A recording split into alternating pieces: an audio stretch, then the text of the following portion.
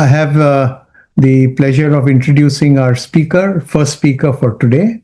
The speaker is Chris Hargreaves. I mean, most of you know Chris already. He's been the editor of the Canadian Aerophilatelist since 1994. And if anyone wants a complimentary copy of it, you need to email Chris. I'll put his email ID in the chat here. So anybody interested can ask him for a complimentary copy. He also contributes articles to other philatelic journals.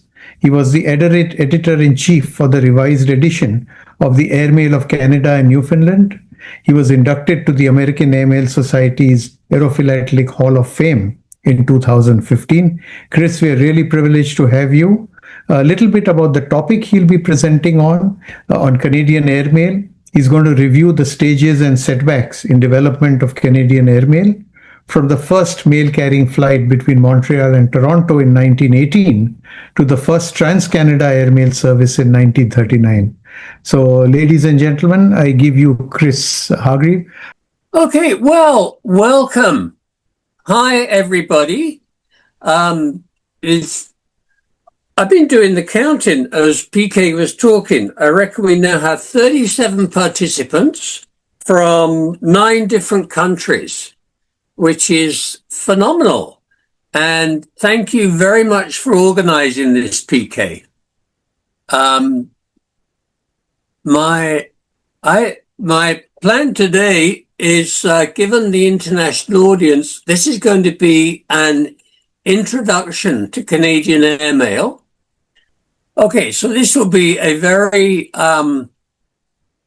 brief overview of Canadian Airmail.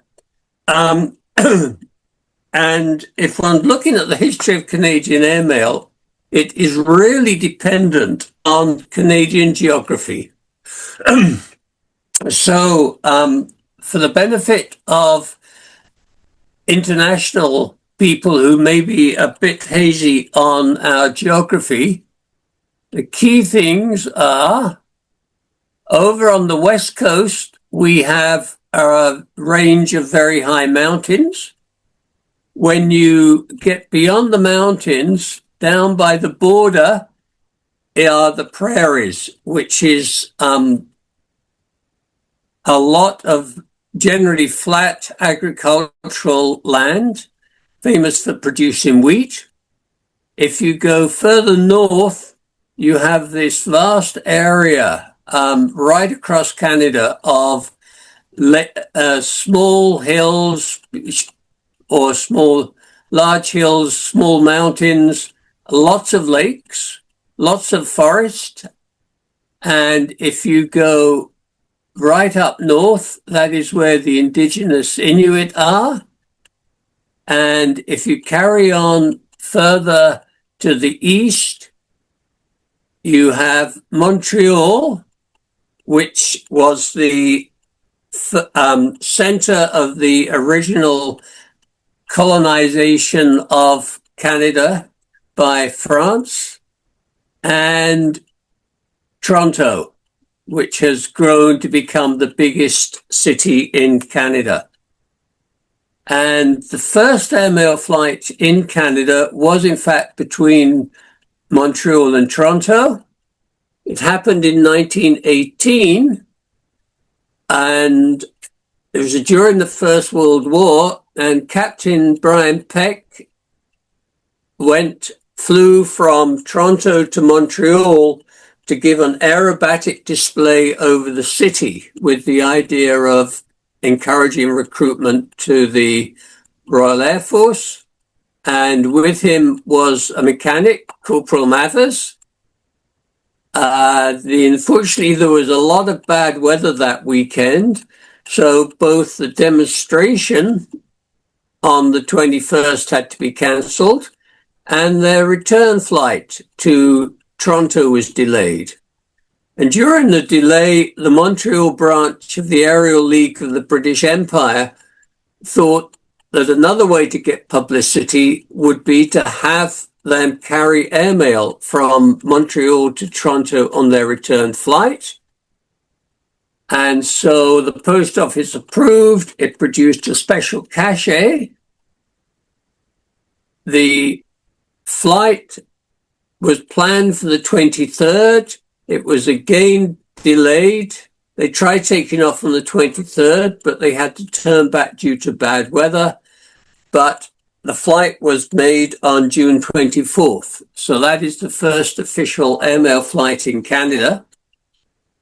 Following that, there was a series of trial airmail carrying flights conducted by the RAF between Toronto and Ottawa, both to show the viability of airmail and to get publicity and raise money for the Royal Air Force Prisoner of War Fund.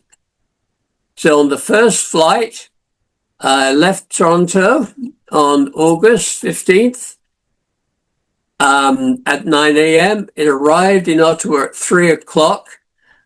The letters were delivered by the mail service, which at that time had 6 or 7 deliveries per day within the big cities.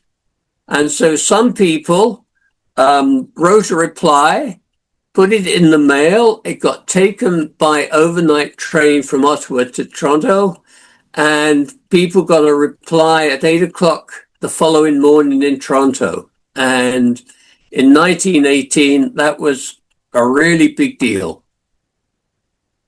The second trial flight, they had the stickers ready, and these had to be put on the back of the envelope. They were issued under the license for charity fundraising regulations and stickers.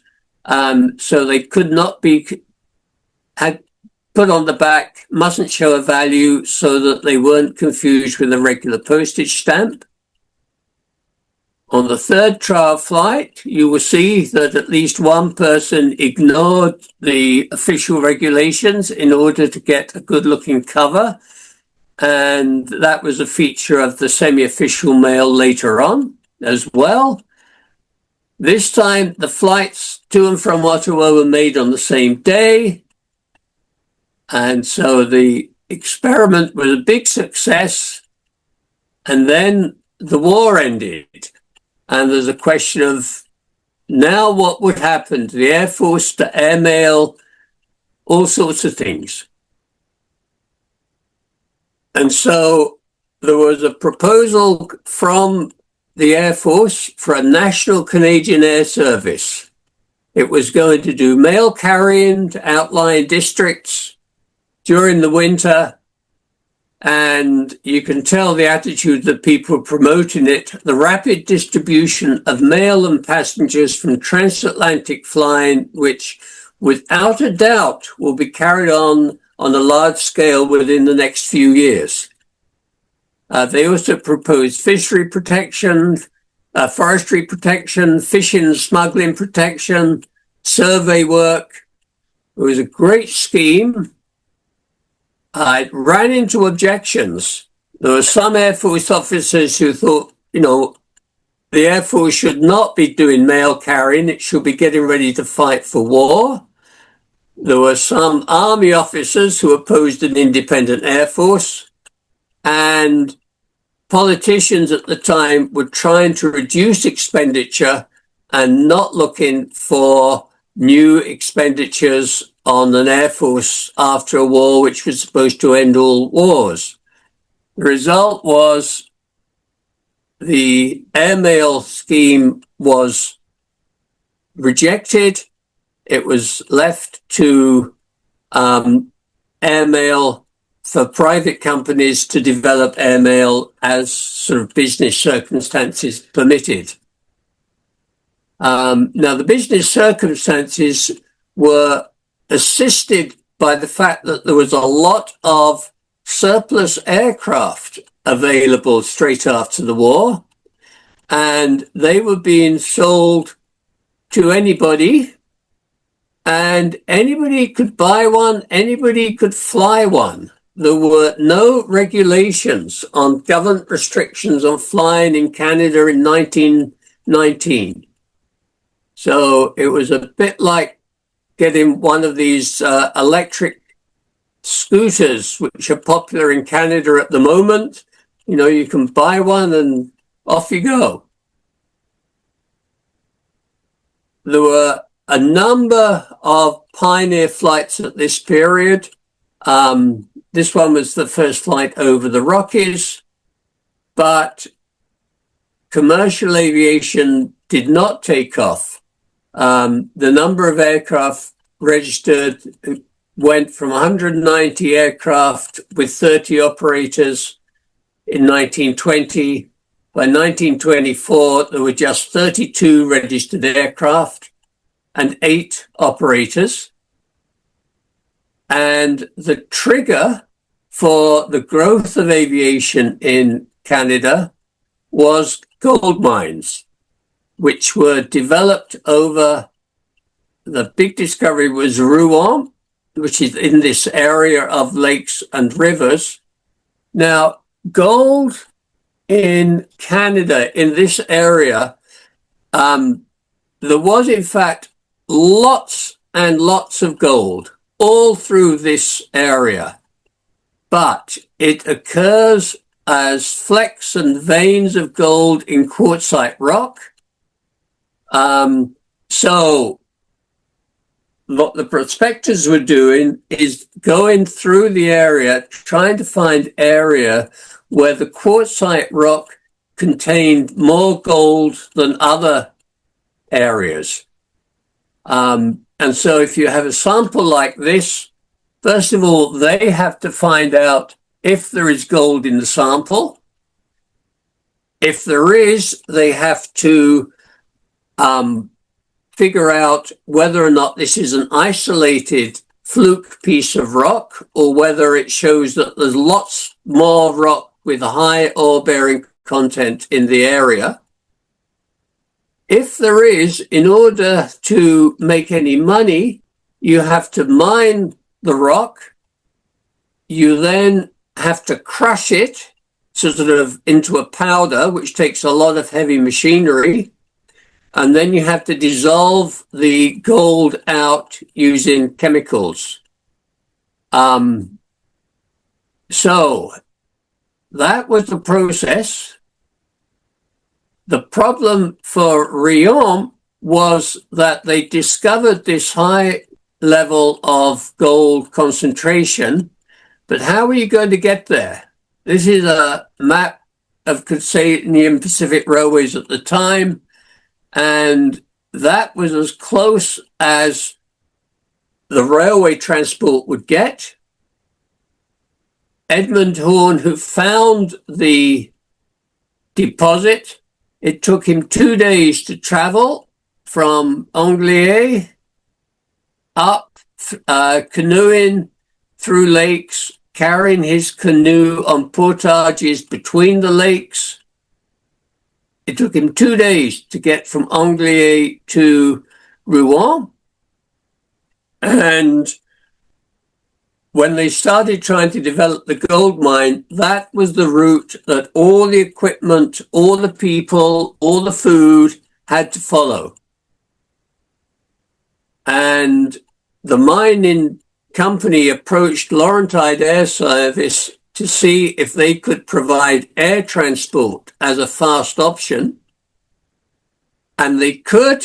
The flight took about an hour instead of 2 days. It was operated by HS-2L flying boats, which were originally designed for anti-submarine work during the war. And they were big aircraft, difficult to fly, but very rugged and cheap. So they were used for the service. The problem they had is that there was an awful lot of machinery and food and people going into Rouen, but very little coming out. So by the end of 24, 51,000 pounds of freight had gone into the gold fields. Only 2,000 came out. And it was very difficult to operate the aircraft viably on a financial basis when it's basically doing a one-way service. They're only collecting revenue going one way. So they were looking around for ways to increase revenue. And one of their ideas was to see if they could charge for carrying the mail, as they had been carrying the mail on a courtesy basis, without charge, just for the goodwill. But they asked the post office if they could start charging for mail. And the post office said, okay, you can do that. Couple of conditions. The first one was that the senders assume all the risk, which was not because they didn't trust the aircraft. It's because that at this time, the post office felt its policy was to get a letter to the person it was addressed to. And they said that once those letters were handed over to the air service, then it became the air service's obligation to get them to the addressee, and the sender had to assume the risk that the air service would not find them. The second was similar to the earlier fundraising labels. You had to put the sticker on the back, and it wasn't allowed to show a payment. And these are generally referred to as semi-official airmail. It was official in that it was approved and the stamps were actually sold in post offices, but it wasn't official because the post office did not accept responsibility for final delivery of the mail. And this system sort of got off to a slow start. The airline was given permission on August the 9th to charge for the mail.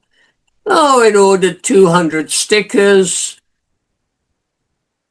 Stickers actually came out on August the 30th. Covers have been reported from September the 10th. So the whole thing took about a month to produce 200 stickers. But then the service was discovered by stamp collectors, as there was a huge interest in everything going on in the Rouen gold mines at the time. And the Montreal Gazette, liked to have a story every day about latest development at Rouen. So on one of them, it reported the Rouen, the gold area, has aerial mail. And that got picked up. You had this quite unexpected demand from stamp collectors. That led to almost immediately a second printing, this time 465 booklets, 3,720 stamps. And that was followed by a new design with sheets of stamps and more booklets. So you ended up with about 10,000 stamps produced over the year. Unfortunately, the airline then ran into equipment problems and it went bankrupt, shut down at the beginning of 1925. One of its pilots sort of bought a couple of the aircraft at the bankruptcy sale, and they operated a service between Haileybury and Rouen during 1925. It was a regular service. It made 200 flights. They also issued a special stamp. But again, first flight was May 18th. It took about a month to get the postal system going. But it had showed the potential of selling stamps to collectors. And the other big development in 1925 was gold discovered at Red Lake, also in this area of lakes and mountains. Newspaper, report, September, hunters of gold start rush to far off Patricia District. And once they got there, their idea was to spread out looking for where quartz rock appeared above the surface, hoping they'd be the person to find the good quartz with a high level of gold. It also mentioned the journey can be made by canoe in 5 to 7 days. The nearest railway station was at Hudson on Lake Searle, and to get by canoe to the Red Lake area, it took 2 days to canoe around the edge of Lake Searle, and then 3 or 4 days portaging. Lakes, carry your canoe. Lake, carry your canoe and your supplies. Carry your canoe. 7-day route. And understandably, a couple of air companies thought this was their chance to get into business. This was Hudson, where the center was. Here you have the steep hills, you have a railway line, a road, a row of huts, and the lake. And Jack Elliott, who was running a small air company down in Hamilton, had a couple of his aircraft. They were the old Curtiss Jenny trainers, like Captain Peck had used to Montreal, taken apart, put on boxcars, sent up to Red Lake, where they were reassembled. He made his first flight on March the 3rd, overcoming a number of difficulties, including an overnight temperature of minus 29 centigrade, which would be about minus 30 Fahrenheit. But if you notice, his first flight was on March the 3rd. He had already got his contract to carry mail and to issue stamps. The first airmail flight was 3 days later. Following Jack Elliott's arrival, Patricia Airways and Exploration Limited arrived, also produced a stamp. They had a slightly bigger aircraft. It could carry 3 passengers, 2 people side by side, and 2 in the front, 2 in the back in an open cockpit. When the ice broke up, it got changed to floats, and Elliott went out of business because he didn't have an aircraft that could land on the water. Patricia Airways expanded and issued an overprinted stamp each time they had a new route or they changed the rate. So there's a lot of these stamps, and making money from them was a key part of Patricia Airways' business. By the end of the year, there was a new airline came in, Western Canada Airways, and you'll see the equipment's getting better. This time it could carry 4 passengers in an enclosed cabin. The following year, 1927, the post office actually began to pay for mail to be carried. The first operation was to meet transatlantic liners. They came from Liverpool, crossed the Atlantic, and as they entered the St. Lawrence, they had to take on a pilot for the St. Lawrence River at Rimouski. And the plan was that when the ships took on the pilot, they would unload mail onto the pilot boat, and that mail could then be taken ashore and flown to Montreal.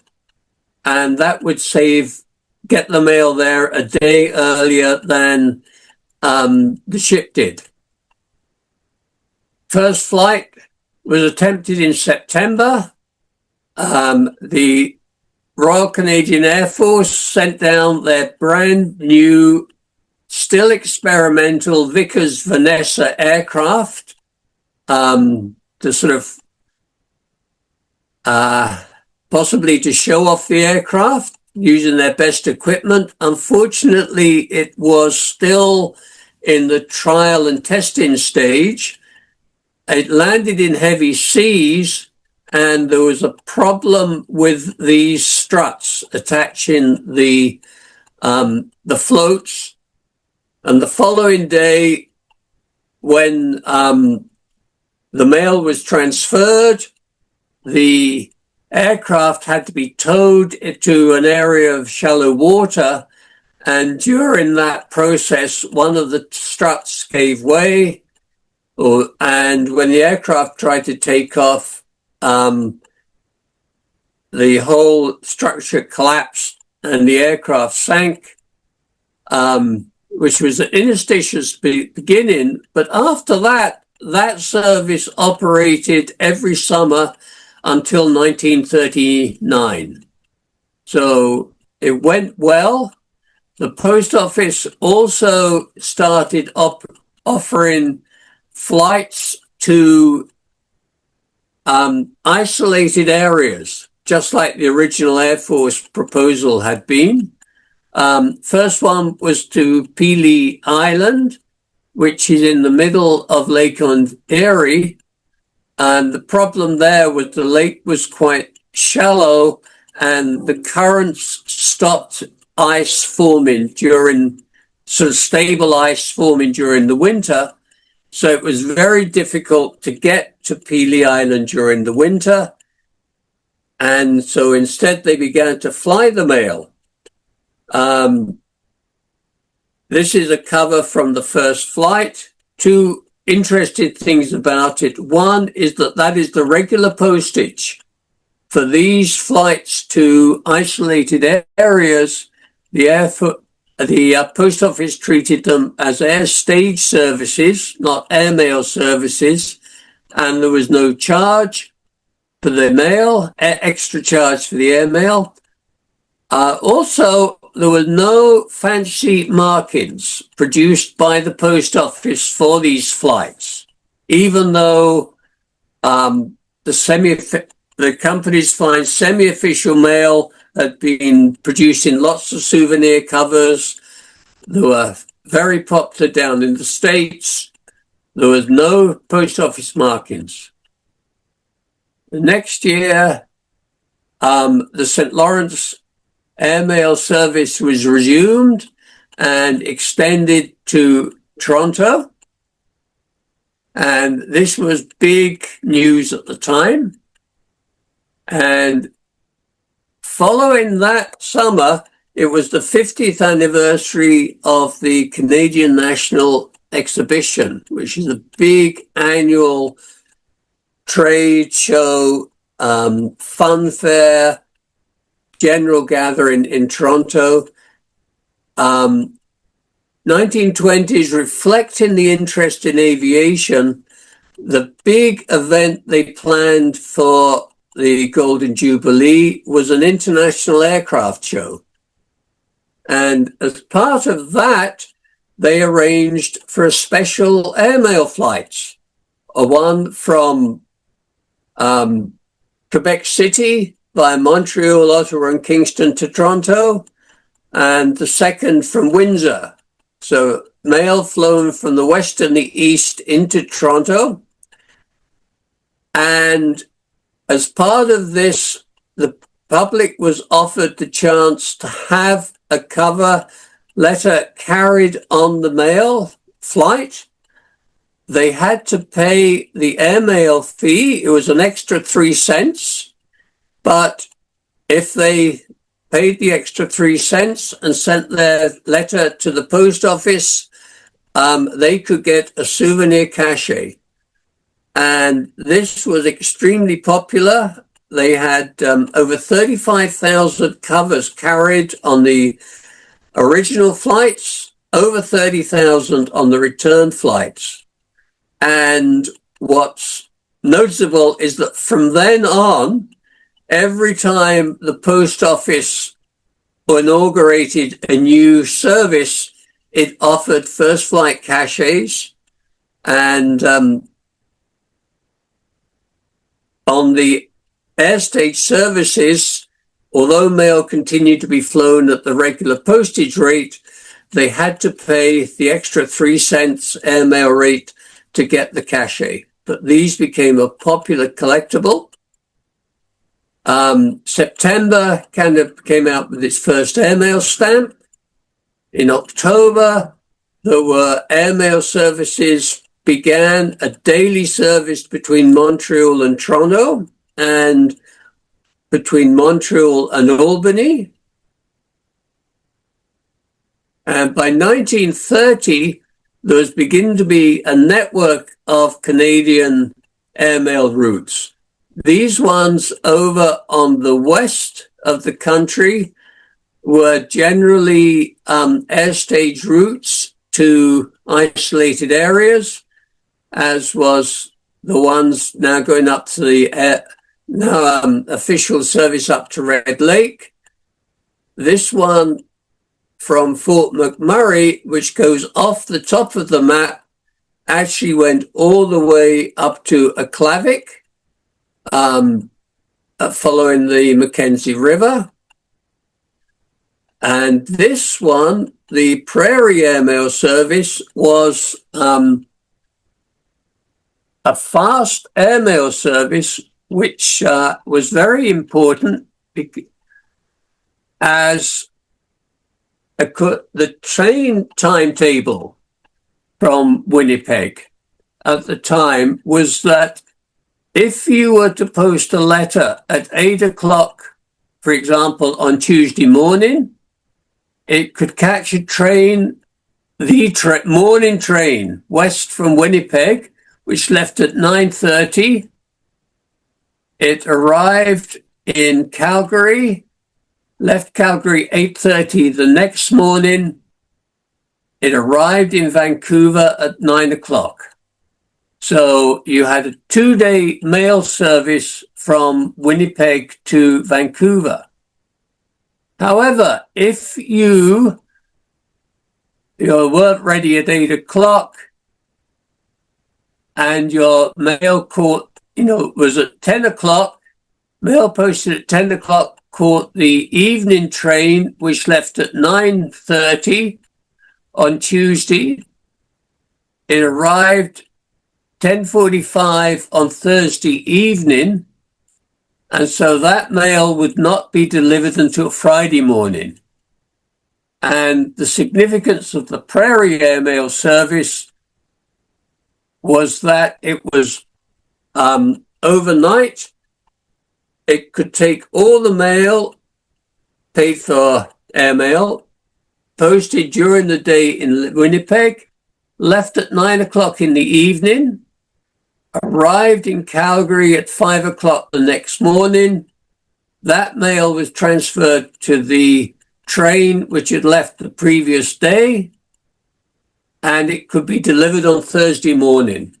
So it actually saved a full day in the transit of mail from Winnipeg to Vancouver. It was a very successful service, but I mentioned this is the problems of Canadian airmail. This was the Great Depression. The government wanted to save money. Government needed to save money. And one thing it did is it cancelled all the airmail services. So by 1935, there was this network of airmail routes, but they were all airstage. All these ones heading north were basically airstage services to the remote locations. There was no Canadian cross-Canada airmail service. And what changed things was the prospect of transatlantic flying, which was now becoming a much closer reality. The Empire flying boats had started flying. They'd made the pioneer flight across the Atlantic to Montreal. The Canadian government wanted to get Canada to be part of the transatlantic airmail system to benefit Canadian business. But the problem was, once the aircraft landed in Montreal, to get for mail to carry on by air across to the West Coast, it would have to go down through the United States. And the American airlines had generally been much more interested in organizing their schedules to accommodate passengers, and these were not convenient schedules for Canadian airmail. So TransCanada Airlines was formed in 1937 with the mission to develop a cross-Canada airmail system. And we come back to the issue of geography. To get across Canada, you have the mountains, which produce issues both of altitude, aircraft ceiling needed to get safely over the mountains. You then have the prairies, but in this area of lakes and rivers, there were no airfields. Now, one consequence of the Depression had been the government set up the relief agency and work camps to provide work for unemployed men. And the challenge there was, well, what could you have them do which would not conflict with Canadian businesses which were struggling? And one of the ideas was, well, let's have them build airfields. So during the 30s, airfields were being built across this area. And in terms of equipment, there was an issue. The aircraft which had flown the prairie airmail route, limited ceiling and only one engine, which was not considered safe for flying across mountains. But 1930s, you were beginning to get new twin engine, much better, faster, much better performance aircraft. The Post Office, TCA chose the Electra because they reckoned it would have the best single engine performance at high altitude if an engine failed crossing the mountains. And then you had a series of introductory flights. In March, it began flying from Winnipeg to Vancouver. In April, it began night flying. In October, it had got to the stage where it could have a daily service between Winnipeg and Vancouver, and they added on a spur from Lethbridge to Edmonton. In December, they were ready to start familiarization flights from Winnipeg to Toronto and Montreal. There's another adjustment to the route. Calgary was added in February 1939. And March the 1st was the official start of the TransCanada Airmail service. They brought in a timetable which allowed for overnight delivery. So now a letter mailed in Vancouver at 5:30 in the evening would reach Montreal at 11:50 the next day. To commemorate the start of the service, the Post Office produced first flight caches for 40 different sections of the route. And over 80,000 first flight covers were carried. One nice thing about this is they are now widely available and a very attractive and cheap collecting option. If you want to know more about those caches or anything about Canadian Airmail, the Pioneer flights, the semi-official flights, Airmail rates, all the information you want, the best source is the Airmails of Canada and Newfoundland, second edition. It costs $65 Canadian, and to encourage interest in Canadian aerophilately, the Canadian Aerophilatic Society will mail it anywhere in the world for $10. So $65 Canadian can be paid by PayPal to canadianairmail@gmail.com. And that same email address, if you'd like a complimentary copy of the Aerophilatelist, that will also work if you just email me and ask for a copy of the journal.